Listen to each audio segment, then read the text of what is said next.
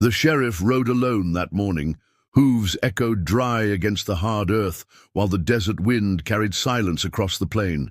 It was just another patrol, following the steel line that cut through the land like a scar. Then something caught his eye. Far ahead, lying across the tracks, he saw what looked like a bundle of rags tossed carelessly, but the faint whistle of a train carried on the wind, and his chest tightened. He spurred his horse, dust rising behind him. As he drew closer, he realized it wasn't rags at all. It was a body, a woman, young, bound, her dress torn and filthy, her hair tangled across her face. She lay so still he feared the worst. He swung down from the saddle, hand hovering near the colt on his hip. The iron rails vibrated faintly beneath his boots. The train wasn't far. He bent closer, ready to check if she still breathed, and then she moved. Her head jerked violently, eyes wild, snapping her teeth as she lunged against the ropes. The sheriff staggered back, cursing under his breath, his revolver clearing leather with a sharp, metallic click. "Sweet Lord," he growled, leveling the barrel. "Who the hell are you, and what are you doing tied to these tracks?" Her chest rose and fell, ragged, her cracked lips twisting into something between defiance and despair. The train whistle shrieked again, closer now, carrying with it the weight of a choice he did not want to make. The sheriff knelt, tugging at the knots that bound her. They were tight, cruel knots, as though whoever tied them wanted not just to restrain her, but to humiliate her.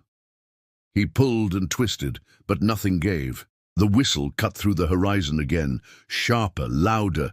The rails shuddered underfoot. The woman's eyes flew open, wide with fear, wide with resignation. "I am no one," she rasped. "It doesn't matter who I am. It doesn't matter what I've done. I've suffered enough, and I've made those I love suffer too." The words carved into him, but there was no time. He drew his knife and hacked at the ropes, but the knots were hard, sealed like iron. He had never seen bindings like this. Then suddenly she thrashed, body twisting violently against the rails, her voice rising in broken cries, words he couldn't make out, another tongue, or the ravings of a soul at the edge of death. The train roared around the bend, massive, monstrous, belching black smoke against the dying sun. Its whistle ripped the desert silence apart. Instinct overpowered reason. In a single motion, the sheriff raised his gun and fired into the sky. Bang! The shot thundered across the valley, echoing off the hills. For a heartbeat, everything froze. The woman held her breath, staring at him. The train bore down, relentless, but now, just maybe, there was a chance its course might change. The crack of the gun rolled across the desert like dry thunder.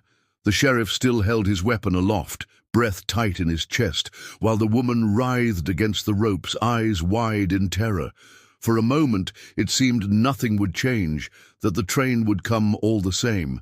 But then, up on the engine, the conductor lifted his gaze. He had seen the flash, the figure by the tracks. The whistle sounded again, longer, sharper. The growl of the machine shifted pitch. The ground still shook, but now like thunder fading into distance. The train was slowing. Black smoke rose in slower curls. The roar of steel softened into the tortured shriek of brakes. The sheriff glanced down at her. "Looks like there's still someone in this world with more sense than you." She exhaled, closing her eyes as though she wasn't sure if she should thank God or curse him. With the danger easing, the sheriff lowered his weapon and bent to her again, trying to understand who she was, what she had done, and why anyone would leave her here to die. The change was sudden. Moments before, she had been wild, snarling, incomprehensible, but as the train crawled past, she shifted, soft, trembling. "Please," she whispered, "don't hurt me. Don't leave me here." Her eyes, once feral, now shone with pure fear. Bound hands quivered in desperate search of freedom, and for a moment, despite the dirt on her face and the rags hanging from her body, the sheriff felt he was looking at something angelic, begging him for mercy. Without knowing why, he bent close again, pulling at the knots. Somehow they yielded this time. With a few hurried tugs, the ropes fell away. No sooner was she free than she threw herself into him. The sheriff stiffened, startled, but her arms clutched him with a force he hadn't felt in years, a grip born of terror, gratitude, and something deeper, unnamed. For a moment he stood frozen, the warmth of her shaking body pressed to his chest. Dust, iron, and tears clung to the desert air. Behind them, the train picked up speed again. Its whistle echoed one last time before vanishing into the horizon, leaving only smoke in the sky and silence on the rails. Now, only the two of them remained. The sheriff, heart hammering, looked down at the woman in his arms, and for the first time he realized he might have saved more than just a life. He might have opened the door to a fate that would change his own. Her arms still clung to him when she lifted her eyes, brimming with tears, and whispered, "Please, and don't hurt me, don't lock me away. I'm exhausted and starving." The words were fragile, nothing like the fury of before. The sheriff opened his mouth to answer, but her body went limp. She collapsed in his arms, heavy as a lifeless weight. "Damn it!" he cursed, holding her tight before she slipped onto the tracks. He stood there, breath ragged, heart pounding, listening only to the fading rumble of the train disappearing into the desert night. Lifting her, he realized how light she was, too light, as if she hadn't eaten in days, her face pale, lips cracked, breath shallow. He closed his eyes for a moment. Was she a criminal now or a victim? He couldn't know. But one thing was certain: if he left her here, she would never see the morning. With a heavy sigh, he carried her back to his horse. Something in him whispered that his life had just changed forever. The horse trotted slowly, carrying the unconscious woman in his arms. Dust rose in golden clouds under the setting sun.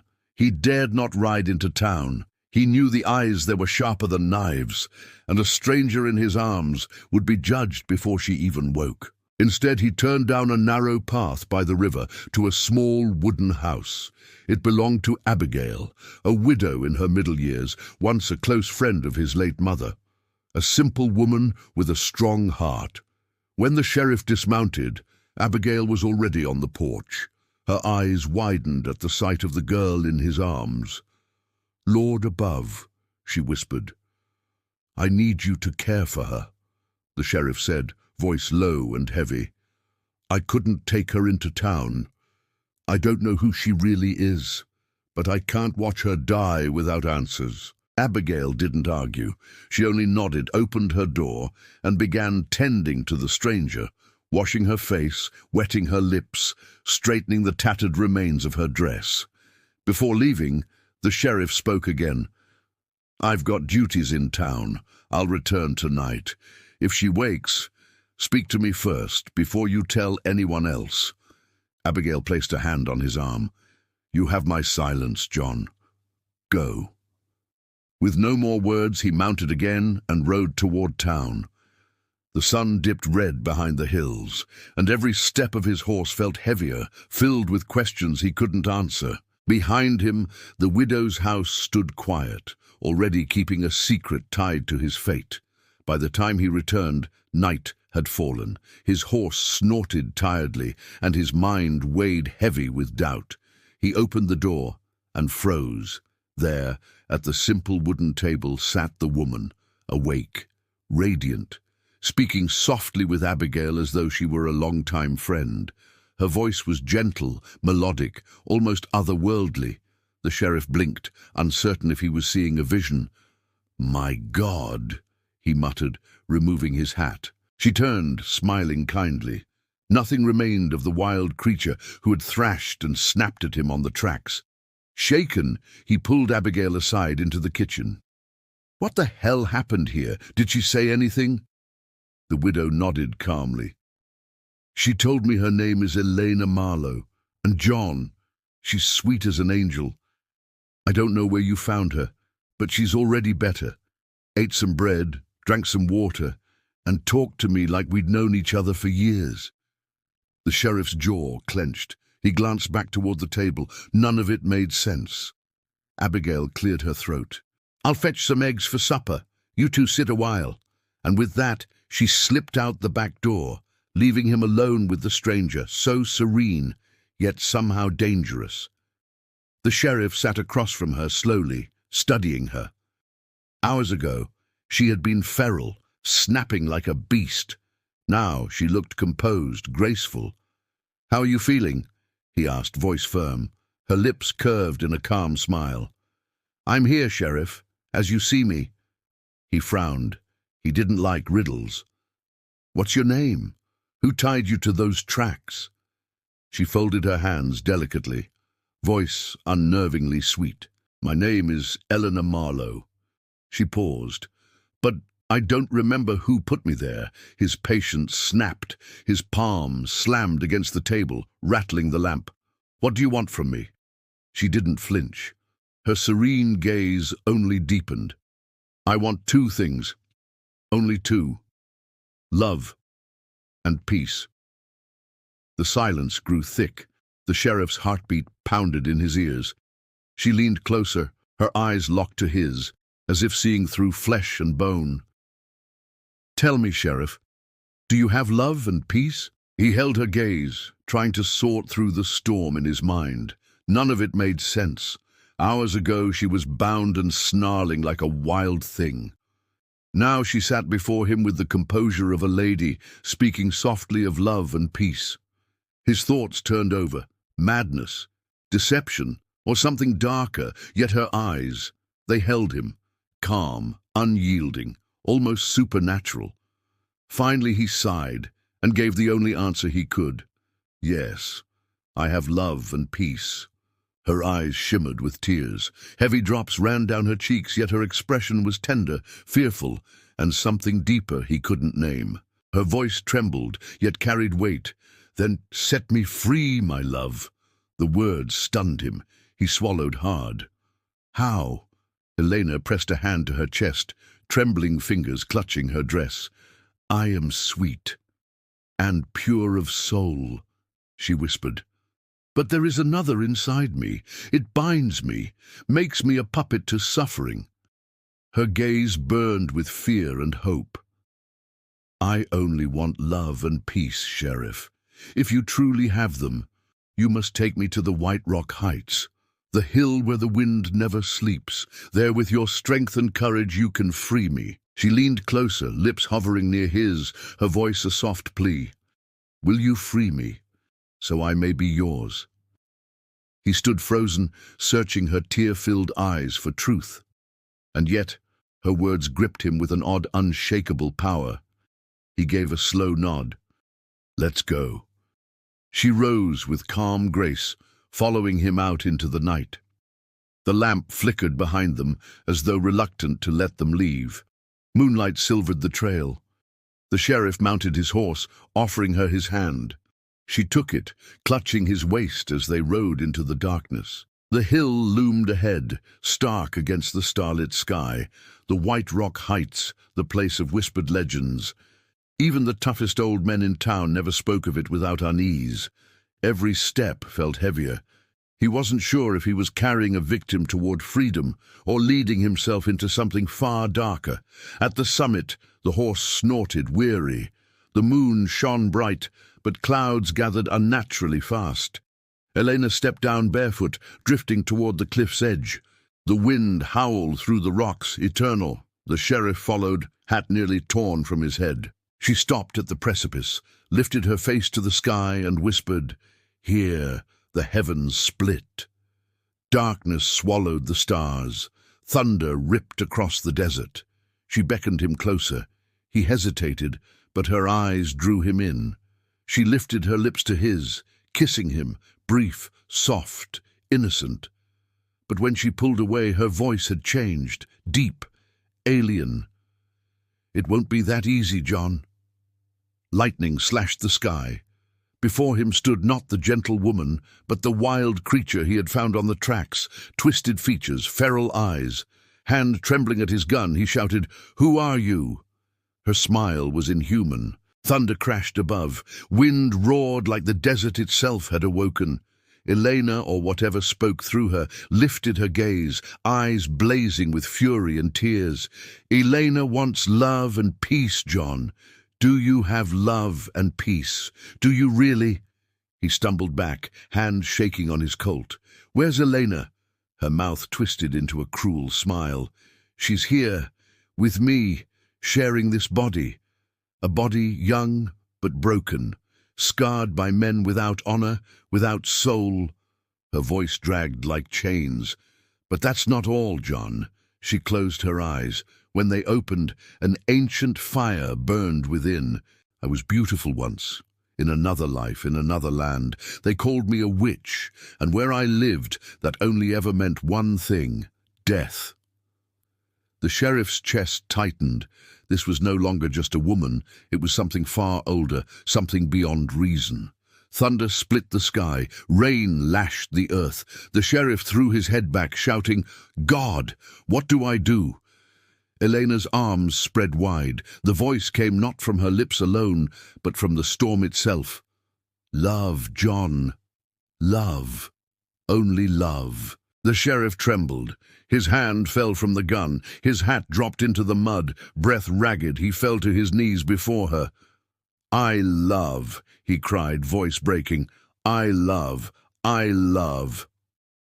Lightning bathed them in white fire. There he knelt, a lawman broken before what he couldn't understand, offering not bullets but his heart. Elena staggered back as though the words struck her. The other voice snarled, cracking with rage and sorrow. "No! No! Love does not free. Love binds." But its strength faltered. The sheriff reached for her, steady. "Elena, you are not alone. I have love, I have peace, and I give them to you." She collapsed before him, eyes shifting, feral rage fading into the tearful eyes of a frightened girl. "John," her voice was soft, human, "you've freed me." Her body shook, then went still. The storm broke. Clouds tore open, stars returned, the wind died. The sheriff held her, fragile and trembling, against his chest. At last, she was only Elena. She breathed deep, tears glistening on her cheeks, relief softening her face. Her hands cupped his, tender yet firm. "At last. I'm free. You freed me." Her gaze locked on his, urgent.